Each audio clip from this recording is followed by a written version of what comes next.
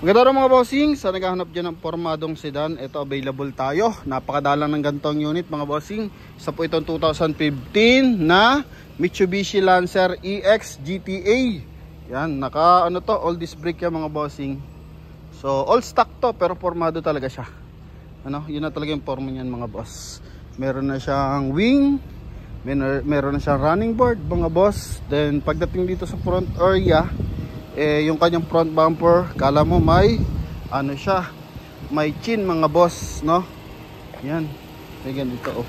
So kasama talaga yun mga boss. Kala mo niligay siya ng rubber chin, pero kasama sa forma yan. Then same time, tingnan mo yung kanyang headlight. Alam mo, mata ng agila mga boss, no? So coding na ito is Thursday. Walang basag yung headlight niyan, tsaka pag light naka chrome yung kanyang paligid ng front grille mga boss. Then sa side R18 yan na naka all disc brake, kulay silver yung kanyang mags mga bossing. Then may running board, then naka chrome din yung kanyang door handle, may chrome line din sa kanyang window panel, may signal light sa kanyang side mirror, meron tong sunroof. Yan. Okay, eto pakita natin. So no open din yan mga boss.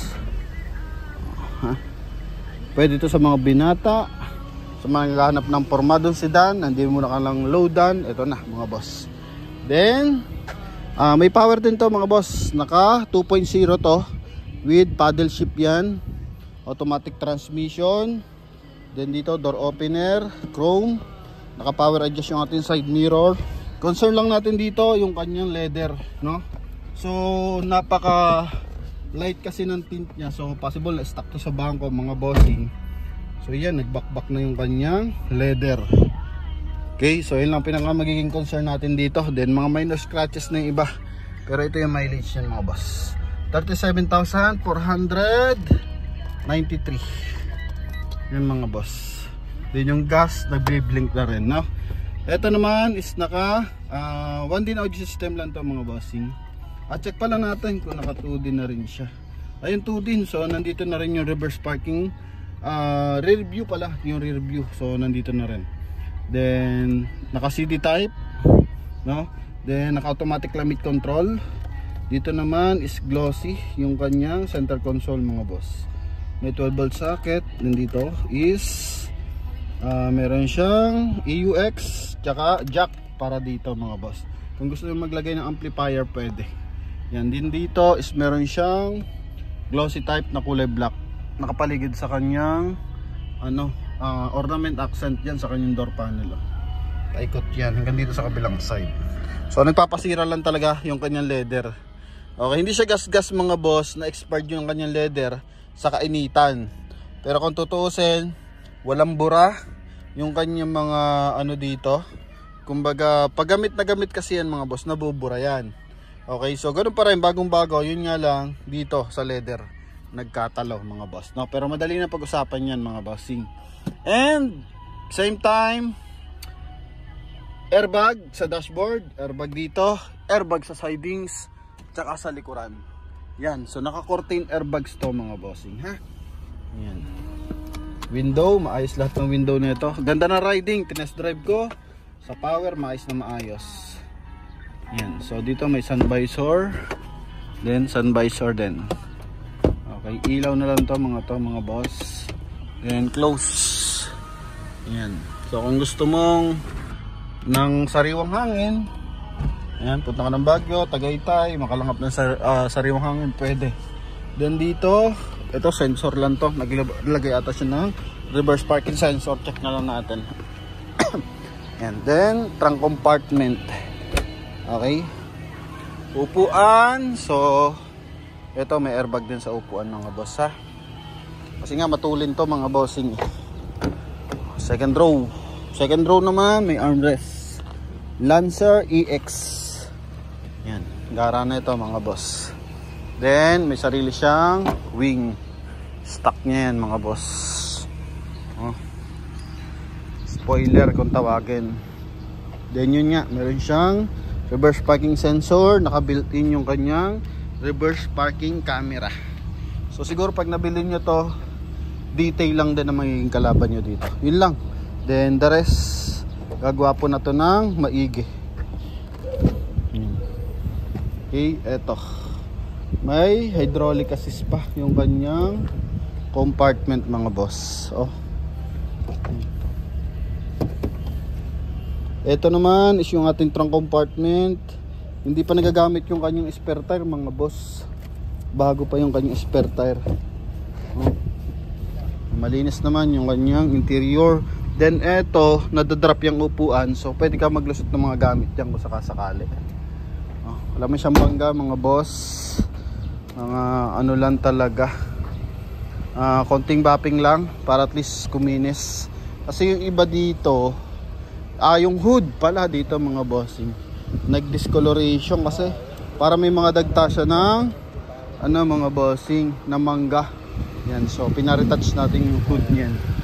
Then yun lang naman mga boss. Pero major issue, makina, transmission, bangga, wala po yan mga boss. And hindi rin to binaha. Yan. Okay, so kablang side tayo. Ito mga boss, so gara ng loob. So naghahanap ng medyo sporty. Yan. Ito, available tayo. Twist start to mga boss. Naka twist start. Di siya push start. May kasama pang gwapong driver. Sa inyo na yan mga boss. Gusto yun, libre na rin yung port na yan mga bossing.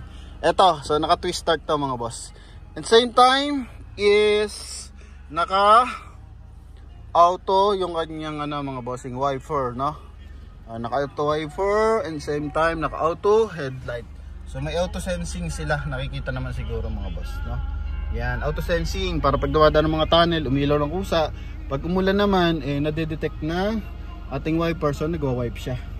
Then dito sa ating rear view mirror mga boss, may ano rin to, auto adjust din to mga boss. Once na naka-LED lights yung bubuntot sa atin, so nililesing niya yung liwanag para hindi masakit sa mata ng ating driver, no? Yan, para maiwasan na rin yung aksidente. Yan. So isa rin siya sa safety features. Buksan lang natin yung ating engine bay. So hindi pa lang siya na-detail na maigi. Pero as in presentable mga boss. Pailawin nga natin.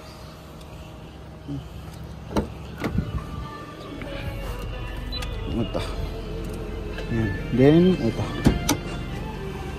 Upuan, so walang kalundo-lundo ang upuan niya. Ito yung ating engine bay 2.0 makina na ito.